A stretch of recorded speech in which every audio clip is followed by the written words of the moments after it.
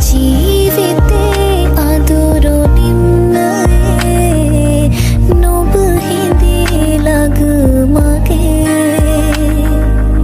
ආදරේ නොවේද හැම වෙලේ මේ ගමන රැවුවේ ඔබේ ඔය නොහොමේ මා ඉන්නවා දවසක් ඔයාලා හැම කෙනෙක්ටම අද උදෙම වහින්න ගත්තා. මේ දවස්වල කොහොමත් වහිනවා. එක දිගටම වැස්ස පටන් ගත්ත හින්දා මං කම්මැලිකමටත් එක්ක අද මොනවද කරන්නේ සහ අද වැදගත් දවසක්. ඒ ලෙවල් කරන 2027 ඒ ලෙවල් කරන අයට නම් අද වැදගත් දවසක්. අද අගෝස්තු 1 වෙනිදා. ඉතින් අද ඉඳන් හරියටම එක්සෑම් එකට තියෙන තව අවුරුද්දයි. හරියටම තව දවස් 365කින් එක්සෑම් පටන් ගන්නවා 2027 ඒ ලෙවල් කරන මං වගේ අයට. ඉතින් අද කම්මැලි දවසක් වුණත් වැඩ කරන්න එපා. ඒ නිසා හිමින් වැඩ ටික ප්ලෑන් කරගත්තා. ප්ලෑන් එකකුත් හදාගත්තා. වැඩ ටික පටන් ගන්න මේ අවුරුද්ද කැප කරන්න වෙනවා. අපේ තියෙන හැම හීනයක් වෙනුවෙන්ම. ඉතින් පාස් පේපර් ටික කරන්න පටන් ගත්තා. ඒ හින්දා පිටු 400 ලොකු පොත් දෙකක් මම ගත්තා. පාස් පේපර් වල MCQ කරන්න. MCQ කරන්න විතරක් ඒ වගේ ලොකු පොත් දෙකක් ගත්තා. ලංකා ඉන්දියන් දෙක වෙන වෙනම කරන්න. කොහොමත් එකපාරක් කරලා මදි කීප වතාවක් කරන්න ඕනි පාස් පේපර්. මේ දවස් දෙකේම වීඩියෝ එකක් රෙකෝඩ් කරලා තිබ්බත් එඩිට් කරගන්න හම්බුනේ අගෝස්තු 1 වෙනිදා. එක්සෑම් ගොඩක් තිබුණා. ඒවයි රිසල්ට් හම්බුණා. ඒ වගේ වැඩ ගොඩකට යන්න වුණා සහ වැඩ වැඩි වුණා. ඉතින් ඔන්න අද තමයි මම ඔයාලට බ්ලොග් එකක් ෂූට් කරන්න ගත්තේ. අද අගෝස්තු 1 වෙනිදා. සෝරි ෂූට් කරේ කලින්. ඒ කියන්නේ කලින් සතියේ මම එඩිට් කරන්න ගන්නකොට අගෝස්තු 1 වෙනිදා වුණා. ඉතින් අපි බලමු මම මොකක්ද අද ප්ලෑන් කරේ කියලා. මෙන්න මේ දෙන්න අපේ නෙමෙයි වෙන ගෙදරක කෙනෙක්. කියන ගෙදරක කිව්වට එයාලා ගෙදරින් එළියට දාලා වෙන ගෙදරකින් ආපු පූස් පැටියෙක්. පැටියෙක් කියන්නේ එයාගේ අම්මා. අපේ ගෙදර තමයි පැටව දාලා තිබුණේ. දැන් නම් එයාලා ලොකුයි. අපි ඉතින් එයාලා බලාගෙන කෑම හැම දෙනවා. ඉතින් පවුනේ එයාලා. ඔන්න ඔය විදිහට තමයි එදා දවස ගත වුණේ. ඊට අමතරව මම දවස් 365ක් දාලා කොටු ගහලා වෙනම කවුන්ට් ඩේස් එකක් හදාගත්තා.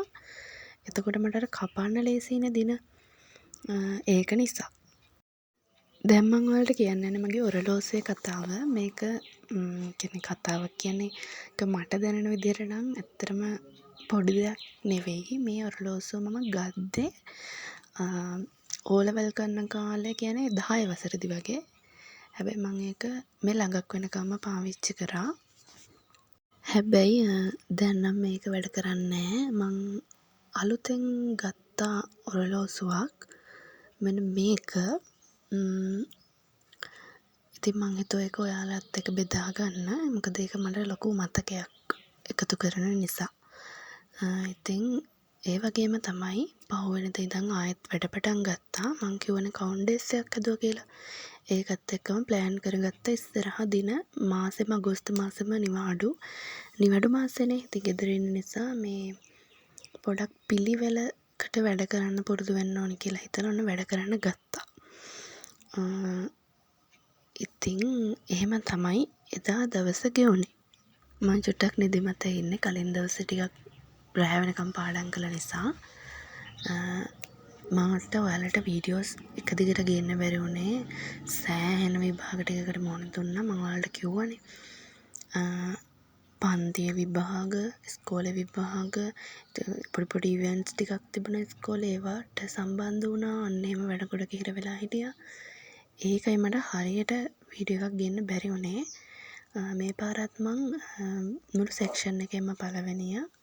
පන්තියත් පළවෙනියා. ඉතින් ඒකට කරපු කැපකිරීම ලොකු නිසා තමයි මට එහෙම රිසල්ට් එකක් හම්බුනේ. ඒකයි ඇත්තටම වීඩියෝස් ගේන්න පරක්කු වුණේ.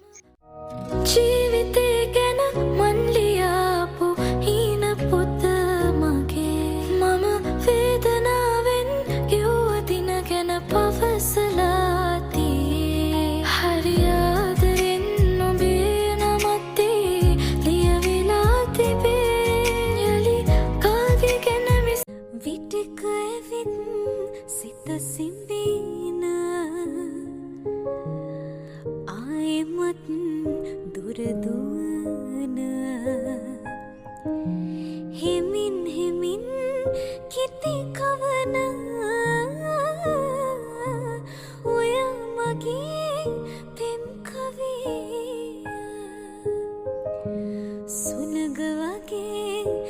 කරන